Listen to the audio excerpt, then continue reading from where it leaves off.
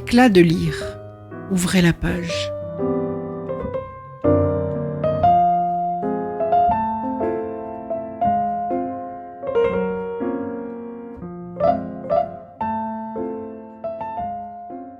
Quentin Lédier-Victoret, vous êtes professeur de lettres modernes en collège. Vous signez un ouvrage aux éditions Leitmotiv, Retour à Philadelphie, promenade analytique et amoureuse avec Rocky et Stallone. Vous aviez auparavant, dans votre jeunesse, dites-vous, écrit et joué une pièce de théâtre et réalisé des courts-métrages. Nous sommes ravis de vous accueillir dans l'émission Éclat de lire. Première question évidente, pourquoi Rocky, pourquoi Stallone ? Ah oui, alors c'est une question évidente, mais finalement jamais tant que ça. Pourquoi Rocky ? Parce que chez Stallone, je crois que c'est ce qui me plaît quand même le plus, que c'est une grande œuvre aussi parce que il y a 6 films de Rocky, plus les spin-offs là qui sont plus récents, les Creed, qui m'intéressent un petit peu moins. Mais je crois que c'est vraiment au travers de ces films qui finalement entourent complètement la carrière de Stallone, puisque le premier est de 76 et puis qu'il y en a jusqu'à maintenant avec les Creed. Donc ça englobe vraiment bien toute sa carrière et je crois que c'est ce personnage moi que j'aime le plus chez Stallone. Et pourquoi Stallone ? Parce que je l'ai découvert assez tard. Je le connaissais comme tout le monde, enfant et compagnie, mais je l'ai pris un peu plus au sérieux très tard. Enfin, j'avais plus de 20 ans quand je me suis vraiment lancé dans ces films un peu par hasard. Et il y a eu ce qu'on appelle un coup de cœur finalement, mais un coup de cœur rendu d'autant plus fort que justement jusque-là, je croyais que c'était un peu de la connerie. Et petit à petit, j'ai découvert que non. Et ça m'a vraiment parlé, mais de façon très viscérale et très naïve. Hein. Et puis, les années ont passé, j'ai voulu continuer, ça me trottait, j'ai voulu essayer d'en faire quelque chose, moi, à ma façon. Comme je sortais de l'université, j'avais pensé d'abord à une thèse. Et puis finalement, ça a pris 4 ans, mais je suis arrivé plutôt sur cette forme-là, plus fluide, plus facile à lire, je pense aussi, et moins contraignante, tout simplement, que la thèse, parce que je suis même pas sûr que j'aurais trouvé un directeur de thèse pour un sujet sur Rocky, parce que justement, c'est ce que j'explique dans le livre, il est quand même encore bien souvent repoussé. Donc ce livre, Retour à Philadelphie, promenade analytique et amoureuse avec Rocky et Stallone, vous posez, il me semble, un double regard. À la fois un regard comme le psy, Stallone, Rocky sont en face de vous et vous analysez l'intériorité du personnage sur le thème du père par exemple, et vous avez un regard extérieur qui, me semble-t-il aussi, est plus technique sur pourquoi le film a eu du succès, comment il a été monté, etc. Alors oui, je crois que c'est cette espèce de mélange, c'est ce qui a dû faire d'ailleurs que ça m'a pris du temps de trouver vraiment le style pour parler de ça. Évidemment, si j'avais voulu faire quelque chose de très universitaire, il aurait fallu que je reste beaucoup plus factuel, beaucoup plus technique. Là, j'ai essayé de faire ce mélange, et finalement en 200 pages, ce qui est quand même assez court. C'est pour ça que c'est pas du tout exhaustif comme étude, mais à la fois quelque chose de très personnel, d'un peu littéraire même, c'est-à-dire il y a des pages, je crois, vraiment qui peuvent se lire comme une histoire et pas qu'une analyse, et puis d'autres pages où j'ai voulu quand même essayer d'aller un peu plus au fond des choses en utilisant la boîte à outils classique de l'analyste, si j'ose dire. Alors moi, je suis formé pour la littérature, le cinéma, je l'apprends dans les livres et dans les films, mais c'est vrai que j'ai pu utiliser pas mal de références littéraires ou d'outils d'analyse littéraire pour analyser ces films-là. Évidemment, après, ma petite expérience dans le cinéma peut faire aussi que j'ai pu m'en servir pour en parler. Mais je crois que c'est ce mélange qui m'intéressait. D'après les quelques lecteurs qui m'ont déjà fait des retours, je crois que c'est ça qui plaît bien, c'est qu'il y a des moments de respiration qui sont liés au fait que c'est justement un peu romancé, un peu oui, je dirais littéraire, c'est-à-dire que ça se lirait comme un roman, et puis des moments un peu plus techniques et qui heureusement prennent pas non plus le pas dessus, parce que sinon c'est un peu indigeste quand on n'a pas l'habitude de ce genre de lecture. Après, oui, alors psy, je sais pas, parce que psy, ou alors psy de moi-même aussi, puisqu'évidemment, il faut pas se leurrer quand on parle des œuvres qu'on aime, on parle de soi d'une façon ou d'une autre, et clairement ça je m'en cache pas. Je crois juste que c'est suffisamment discret pour que les gens aient pas l'impression de lire mon autobiographie, parce que c'était pas le but du tout.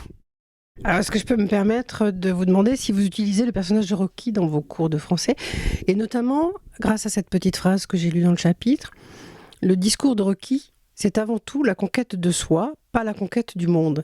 Et cette conquête, aussi personnelle soit-elle, n'est pas individuelle mais collective.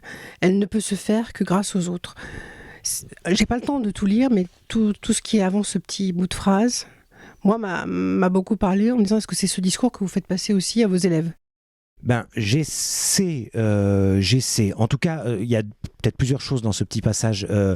Il y a l'idée de la conquête de soi, c'est très naïf aussi, mais je crois que c'est primordial de rappeler ça. C'est-à-dire que encore plus aujourd'hui, moi j'ai des élèves qui, plus que moi quand j'étais enfant, sont nourris à la télé-réalité ou un tas de choses comme ça, ou des grandes stars du football, des choses comme ça. Et donc ils s'imaginent pouvoir faire ces choses-là. Donc le rapport à l'argent est très fort. Je pense dans toutes les générations confondues, mais chez mes petits bouts aussi. Et finalement, on a l'impression que c'est cette espèce de conquête du monde, quoi, qu'on va être le prochain Zidane ou je sais pas quoi. Enfin là, ça montre que je suis trop vieux puisque ici jamais Zidane.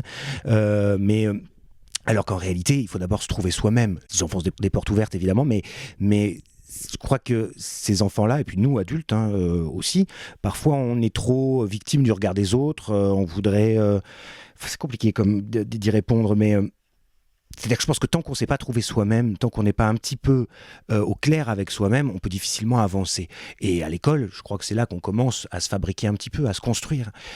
Donc ça, c'est une première chose, un peu floue, hein, d'ailleurs, comme je la présente ici.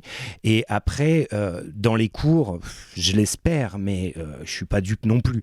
Tant qu'on restera avec des élèves qui sont 25 par classe, et où finalement certains, on les oubliera presque de l'année entière parce que ce sont des élèves qui se feront discrets pour qu'on les oublie. On ne peut pas vraiment dire que je réussisse là dans ce projet-là. Mais le rôle du collectif est important, je crois. Moi, j'y tiens beaucoup à ça, en tout cas par rapport à Rocky, mais par rapport à mon expérience personnelle aussi, c'est qu'on ne se fait pas tout seul. Et que ça peut être les professeurs. Moi, j'ai des professeurs que j'ai eus et auxquels je pense souvent, alors que ce soit à la fac ou même avant. J'espère que les enfants se construisent aussi, parfois par mimétisme. On a besoin de mimétisme et puis ensuite on s'en écarte. On fait ça avec des membres de notre famille, on les imite et puis après on prend nos distances. Mais c'est des sortes de sémaphores, quoi, de choses comme ça qui nous permettent de nous guider. Et peut-être que le professeur peut un petit peu faire ça. En tout cas, j'insiste là-dessus parce que dans le livre j'en parle, je suis tellement contre cette idée qu'on utilise encore constamment du self-made man que, et je suis pas contre simplement, c'est-à-dire qu'elle n'a aucun sens, que personne ne peut revendiquer s'être fabriqué tout seul, qu'on est le fruit d'une construction de tous les gens qui nous font grandir, qui nous font changer, qui parfois nous brisent et qui nous obligent à aller vers autre chose. Mais voilà, et les enfants, c'est encore un peu tôt, peut-être le collège pour capter tout ça, mais ce sont des petites choses. Voilà, je suis pas sûr d'avoir bien répondu, mais... Du coup, c'est le cas de Rocky. Il s'est construit grâce à qui ? Il s'est construit, c'est ça qui est très important dans Rocky, et c'est pour ça que ça m'énerve que de lire dans beaucoup de bouquins que c'est l'archétype du self-made man, que c'est l'archétype du héros reaganien, parce que c'est faux. Tout simplement parce que quand on regarde Rocky, on voit très bien qu'au début, dans le film de 76, il est tout seul, il vaut rien. Et que si progressivement, il parvient à devenir quelque chose. Alors, quand je dis il ne vaut rien, je voudrais pas reprendre les mots de Macron, hein, c'est pas du tout dans ce sens-là que je l'entends, mais je veux dire, il ne réussit pas, et il va réussir parce qu'il va être soutenu. Il va réussir parce qu'on va lui donner sa chance. Alors, il se trouve que Apollo Creed va lui donner sa chance en pensant l'éliminer facilement. Donc là, c'est pas véritablement une main tendue. Mais le personnage d'Adriane, il est central parce que elle le supporte dans les deux sens du terme, parce que il est quand même casse-pied par moment, et puis il a son entraîneur, et puis il a tous ces gens, même Paulie, son beau-frère, qui est un peu relou, mais enfin, qui est là. C'est parce qu'il y a cet environnement, je dirais, familial, extrêmement solide, qu'il arrive à pouvoir aller plus loin, à pouvoir se dépasser, à pouvoir remonter la pente, parce que finalement Rocky c'est ça, hein, il réussit, il retombe, il réussit, il retombe. C'est pour ça que c'est pas non plus une success story, parce qu'il suffit de voir le dernier Rocky pour savoir que il est quand même plutôt retombé dans le 6. Et je crois vraiment en cette importance-là de redire la vérité, en fait, quelque part, la vérité qu'on a besoin des autres et que sans les autres, on n'est rien du tout. Et Donc le self-made man, même si c'est en grande partie mythique, que c'est une invention du 19e, mais il y a encore des gens qui l'utilisent. Quand un type comme Trump doit probablement se dire self-made man, on sait très bien qu'il a hérité de millions et de millions de ses parents. Alors peut-être qu'il est très fort parce qu'il est arrivé à les faire fructifier pour devenir milliardaire. Mais enfin, c'est pas ça, le self-made man. Et Rocky n'en est pas un. Il a besoin de ceux qui l'entourent. Parce que plusieurs fois, s'il n'avait pas été là, eh ben, il aurait sûrement tout abandonné. Excusez-moi, cette question peut être un peu naïve, mais est-ce qu'un scénariste, puisque vous avez été aussi scénariste et réalisateur, prend toujours toute la dimension de son personnage ou de son film ? Alors clairement, moi, dans les petits films que j'ai pu faire, c'est sûr que non, mais en même temps, ils n'étaient pas forcément assez fouillés. Mais alors, je suis sûr que non. Je suis sûr que non, qu'on ne peut pas avoir conscience, un artiste de manière plus générale, ne peut pas avoir conscience de tout ce qu'il dit dans ses films, dans ses œuvres, dans ses livres même. Et c'est ce qui est beau dans l'art, c'est ces choses qui échappent, ce qui fait que l'analyse a un peu de sens. C'est-à-dire que moi je me souviens, on me disait il y a très longtemps, on m'avait rapporté ça, c'était un professeur de musique, enfin au conservatoire, qui disait quelque chose sur une partition, il disait on ne cherche pas à savoir ce que le compositeur a voulu dire, on analyse ce qu'il dit. Et je trouve ça vachement intéressant parce que la réalité, c'est ça. Nous-mêmes, en tant que spectateurs, on calque déjà notre pensée, notre discours. On s'identifie parce qu'il y a des choses qui nous marquent et puis tout à coup, c'est un petit peu nous qui sommes dans le film ou dans le livre. Et puis, quand on va plus loin dans l'analyse, il est heureux qu'on découvre des choses qui sont inconscientes, qui n'ont pas été mises là pour que derrière, il y ait tel spécialiste qui vienne dire « Ah, vous aviez voulu dire ça, mais tout à fait, etc. » Comme d'ailleurs, je trouve, c'est dans le... Je lisais ça il n'y a pas longtemps, comment ils appellent ça maintenant ? Le cinéma postmoderne, cette idée justement d'un cinéma qui est très référentiel, par exemple, où on cache beaucoup de clins d'œil, de choses comme ça. Et moi, ça me plaît bien, parce que ça fait carburer. Mais je trouve qu'aujourd'hui, il y a des réalisateurs qui justement écrivent un peu leur propre nécrologie quelque part. C'est-à-dire qu'ils veulent faire des films qui soient objets d'herméneutisme, enfin objets d'analyse. C'est eux qui maîtriseraient tout le sens. Et donc, bilan des courses, aucun spectateur comprendrait rien. Et après, ça fait, voilà, dans les salons parisiens, on peut se gausser de ça, dire « Ah oui, c'est vrai qu'on reconnaît bien qu'il y a une vraie influence heideggerienne là-dedans. » Tout le monde s'en fout d'Heidegger. Quel est le rapport avec son film ? Et probablement que ces gens ont raison, hein, par ailleurs, parce que probablement que le réalisateur, il a voulu faire cette référence à tel philosophe, mais enfin, si personne ne la voit, c'est pas forcément déjà très, très utile. Donc moi, je crois vraiment à la récurrence de motifs qui peuvent être inconscients. C'est-à-dire que Stallone, quand il écrit ses scénars, probablement qu'il a des idées très, très précises, et puis, ses personnages font un peu le reste dans ce qu'il écrit. Il est très probable que tout ce que j'écris dans mon livre, il en ait conscience, parce que je suis pas allé chercher des trucs, je suis pas allé chercher midi à 14h, mais moi, j'aime bien ça. J'aime bien quand on trouve des petites choses qui étaient mises là un peu par hasard et puis que nous, on a plus saisi en tant que spectateur que l'artiste au départ. Et je crois que c'est ça qui fait la richesse d'une œuvre, c'est qu'elle soit justement presque inépuisable dans la lecture. Si on peut mettre une grille et puis régler le sens d'une œuvre en 2-3 coups de cuillère à peau, ça n'a pas beaucoup d'intérêt. Et s'il faut une notice pour voir une œuvre, une notice faite par le réalisateur, ça a encore moins d'intérêt. Je voudrais maintenant vous parler des titres de votre table des matières, les titres de vos chapitres. J'ai l'impression que vous êtes bien amusé avec ces titres. Ah oui. C'est vrai que, je sais pas, j'ai été sûrement un petit peu influencé par d'autres bouquins de cinéma, certaines éditions, mais encore que j'ai dû aller un petit peu plus loin parce que je me suis dit, les titres, je pensais pas au départ qu'il en fallait. Et puis, quand on avait vu que c'était un peu compliqué finalement parfois de s'y retrouver, les titres ont un peu ajouté du clair et puis du cadre dans mon esprit. Et alors, effectivement, il y a des titres un peu genre poétiques, enfin, esquisse 1, esquisse 2, ça fait comme ça un peu cuistre, mais quand on lit les chapitres, je crois pas. Et puis d'autres où vraiment je m'amuse. C'est vrai que dispense d'assiduité, ça me rappelle quand on était à la fac, et donc c'était pour certaines choses. Dans le livre, oui, je sais pas, éloquence et œil au beurre noir, moi venir combattre Amérique. Enfin, c'est vrai que je me suis un peu amusé parce qu'ils venaient tout seuls, ces titres, dans ma tête. Je trouvais que ça donnait, en plus, parfois, ça me donnait un sens pour le passage. C'est-à-dire que si je disais Winter is Coming, comme dans Games of Thrones, eh bien, déjà, tout le monde voit à peu près de quoi je parle, donc ça fait sourire, et ça mange pas de pain, franchement, ça fait plaisir. Et puis ensuite, parfois, ça pouvait conditionner un peu mon chapitre, ça pouvait me permettre de le reprendre avec tel ou tel regard si si je m'étais peut-être un peu perdu. Et puis après, des choses plus référentielles, peut-être plus sérieuses. Hein. Adieu donc, par exemple, ce côté, la référence à Montaigne, par exemple, parce qu'elle me touche beaucoup. Ou peut-être d'autres choses qui sont plus, palimpseste, des choses comme ça qui sont peut-être un peu plus. Memento Mori, bon. Mais je sais pas, ce mélange m'a fait rire parce que je me dis que ça porte pas trop à conséquence et puis que ça donne un petit aperçu en fait avant lecture. Pour terminer, j'aimerais que vous nous lisiez ce que vous avez intitulé Aveux, qui est la dernière page de votre ouvrage, parce que je pense qu'elle reflète une espèce d'humilité que vous avez mis dans la rédaction de ce livre, et qui est tout à votre honneur. Alors je vais essayer de bien lire.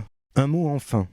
Si pendant quelque temps j'ai eu affiché dans ma salle de classe le poster de Rocky 1 auquel je faisais référence au début de ce travail, c'est parce que ces films, ces personnages, qu'ils soient en définitive réganiens, populistes ou toute autre chose, véhiculent un discours que je ne saurais honnêtement voir autrement que comme positif et non dangereux.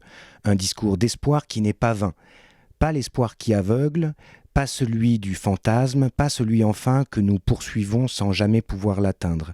Mais un discours sur l'espoir qui est loin de toutes les caricatures dont j'ai parlé plus haut. Ce discours, vraisemblablement simpliste d'ailleurs, me souffle que des choses sont possibles, mais que c'est possible, je ne peux les atteindre tout seul. Il me dit aussi que je peux tomber, que je peux échouer et que j'ai le droit de recommencer. Finalement, rien n'est jamais vraiment définitif et j'ai toute la vie pour essayer. Un discours d'espoir et d'apaisement, chacun en a besoin à sa façon.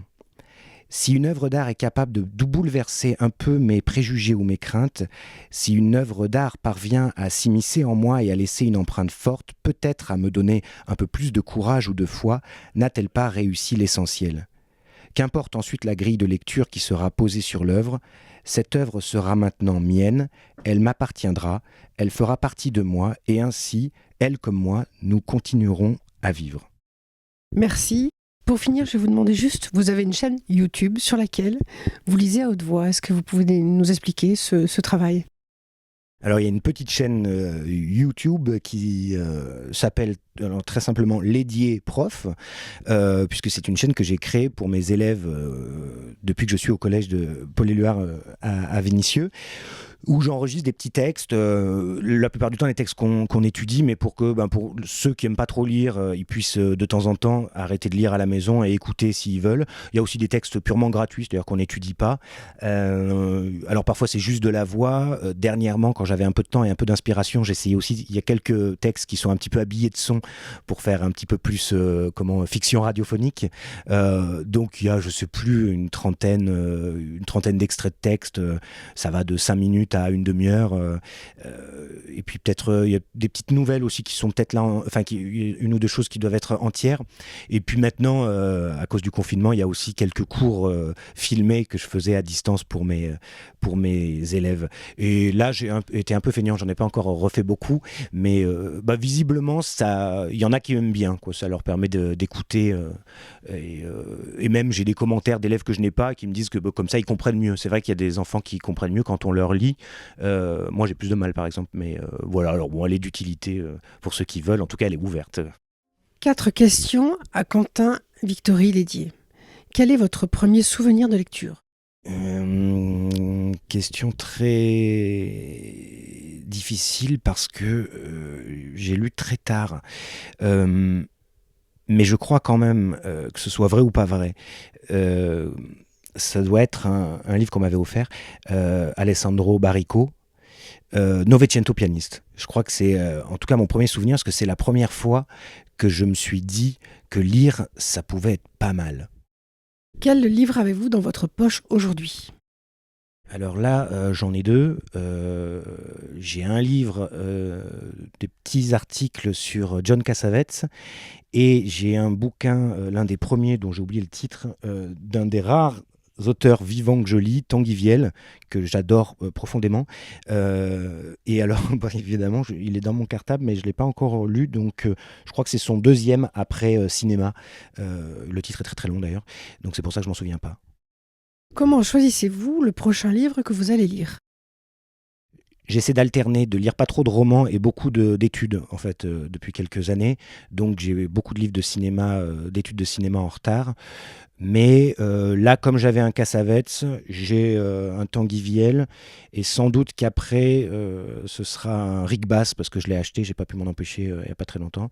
Euh, mais c'est vrai que ouais, c'est un peu au feeling, parce que comme tout le monde, je pense que j'ai des livres qui malheureusement se retrouvent toujours en dessous des autres, même s'ils sont les premiers arrivés, ben, ils finissent par... et ceux-là, je les lirai peut-être dans 4 ans, parce que ça, j'ai toujours pas l'envie. Et enfin, comment sont rangés les livres chez vous? Je crois que je commence à vivre dans une bibliothèque un petit peu, là, ça devient assez grave. Donc ils sont rangés, d'un côté, il y a les romans, qui représentent une partie du salon, et puis de l'autre côté, on a une bien plus grande bibliothèque. Il y a les livres d'art, le théâtre, la poésie, tout ce qui est critique littéraire, et donc tout ce qui est critique cinéma aussi. Donc les deux ne se mélangent pas, mais la place commence à manquer, là.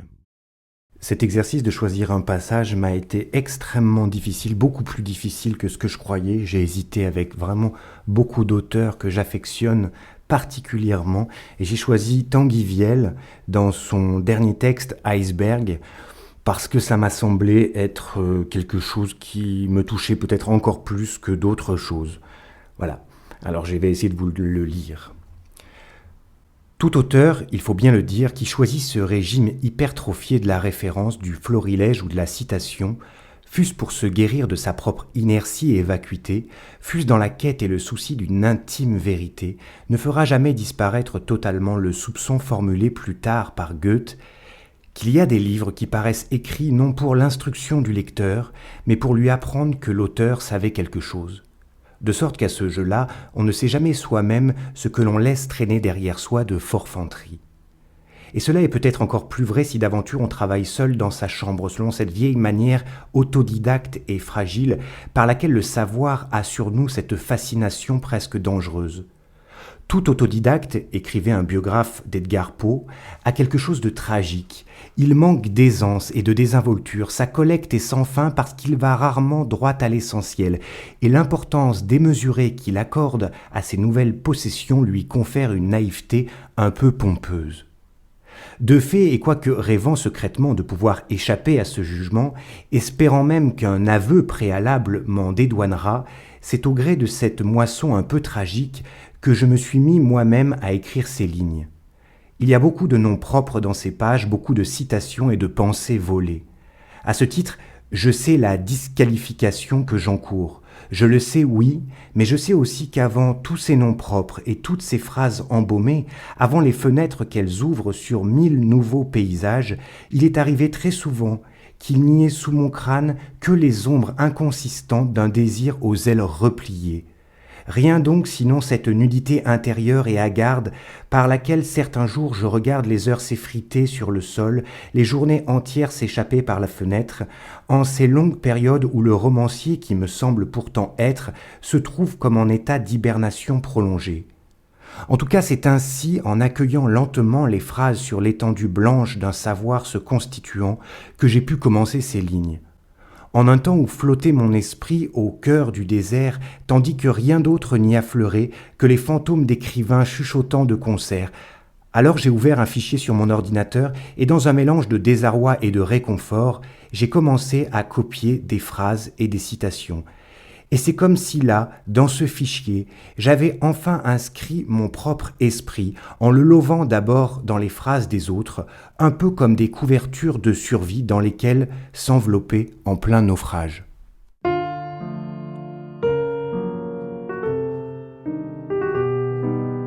Éclat de lire, fermez la page.